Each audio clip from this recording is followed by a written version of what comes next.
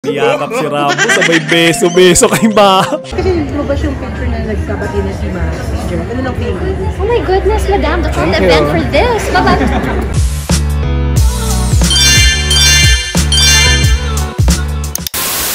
Magandang araw mga kachika. Rigel po ulit ang inyong chika patrol. Isang tanong, isang sagot mga kachika.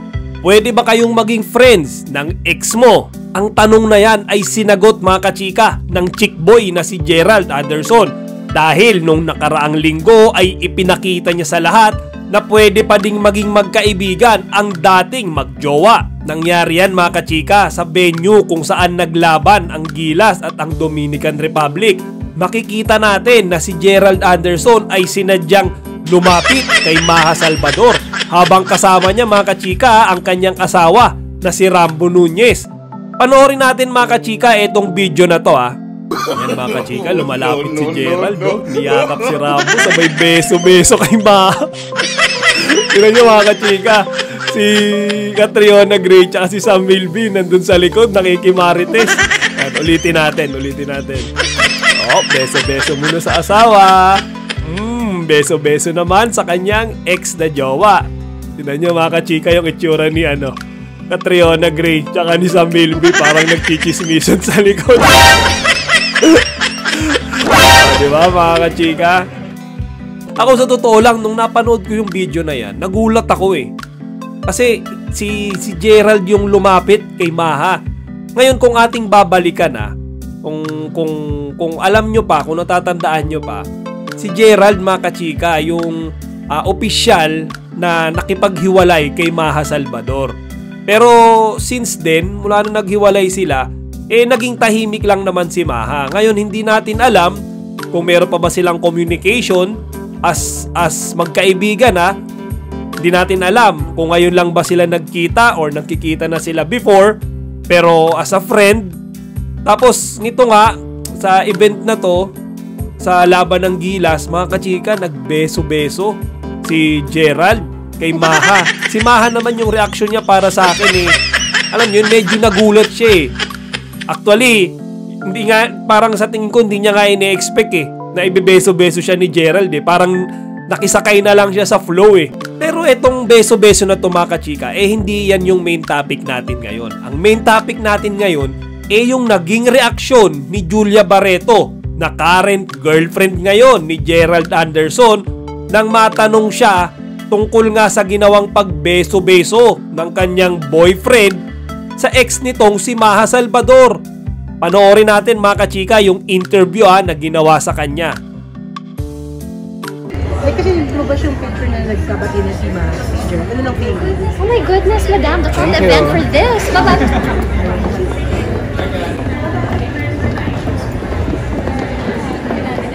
Yes.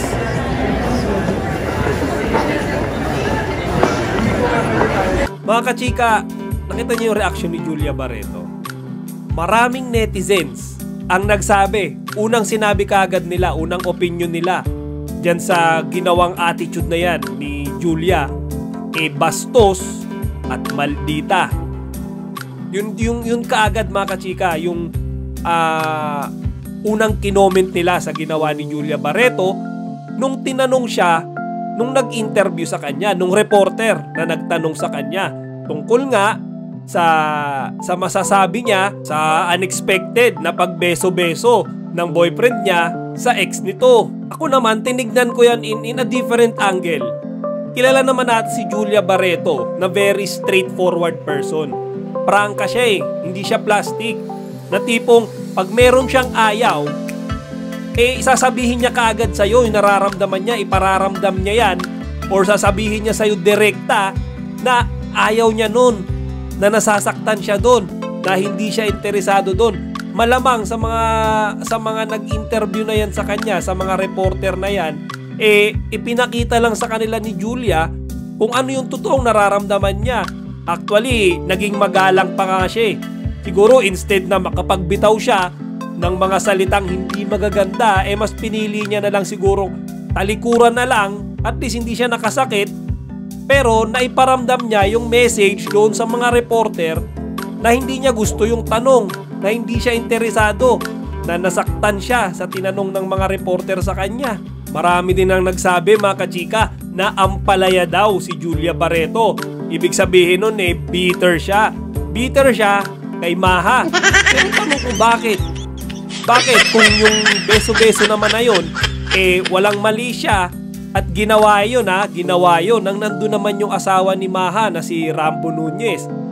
Feeling ko wala namang dahilan para maging bitter si Julia. Para sa akin lang yan Ngayon, kung nakita niya na ginawa, hindi ba mga kachika, pag nakakita tayo ng mga kaibigan natin, lalo na sa mga formal events, yung pagbebeso-beso napaka-normal na yan Yan yung bagay na ginagawa usually para batiin yung kaibigan, para mag-initiate ng conversation. Yan yung gesture na ginagawa usually. So, hindi ko nakikita na may dahilan para, alam niyo yun, sumama ang loob dyan ni Julia. Ngayon, syempre, ang tanong ko sa sarili ko, nagalit ba siya dahil may something sa kanila ni Maha Salvador? Alam ko wala Alam ko in good terms naman sila ni Maha Or nagalit ba siya dahil si Gerald, yung boyfriend niya, alam niyo yun, chick boy talaga. Kumbaga, pinagbawalan na siya ni Julia na makipag beso-beso sa kahit kaninong ex niya o nakaraan niya pero ginawa niya pa rin. Pwedeng yun ang dahilan mga kachika Kaya naisip ko nga kung si Maha Salvador na sobrang tagal niya nang naging girlfriend, ganun na lang yung naging reaction ni Julia. Paano pa kung si Bea Alonzo na alam nyo naman mga kachika na talagang nakasagutan niya sa social media yan. Paano pa pag yun nakabeso-beso ni Gerald? Baka puntahan yun on the spot ni Julia, magsabunutan sila ni Bea Alonzo. Ayun. Kaya, pero duda rin ako mga kachika na si Bea Alonzo makikipagbeso-beso. Dahil sinabi niya pinanindigan niya na never na sila magiging magkaibigan ulit ni Gerald Anderson. At sa akin lang para sa ating mga netizens, kasama na ako dyan, na nakita natin si Julia na tinalikuran at nag-walk out mula dun sa kumakausap sa kanya. Sana irespeto na lang natin yung nararamdaman niya. Kumbaga, intindihin natin, malay ba natin na nung araw na yun, bad mood siya. Sa dami ng tinanong sa kanya, siguro hindi lang iyon yung, alam mo yun, nakasakit sa piling niya, marami na. Yun na lang yung nag-trigger. Kaya, alam niyo yun, parang sumabog bigla yung yung galit niya, yung sama ng loob niya. Tsaka mga kachika, ito yung tatandaan din natin lagi Yang mga artista, celebrities, kapareho natin yan. Parang tayo, mga ordinaryong tao, kailangan din nila ng privacy sa kanilang buhay. Yung mga ganyang usapin, hindi natin dapat yan binubrought up sa kanila in public.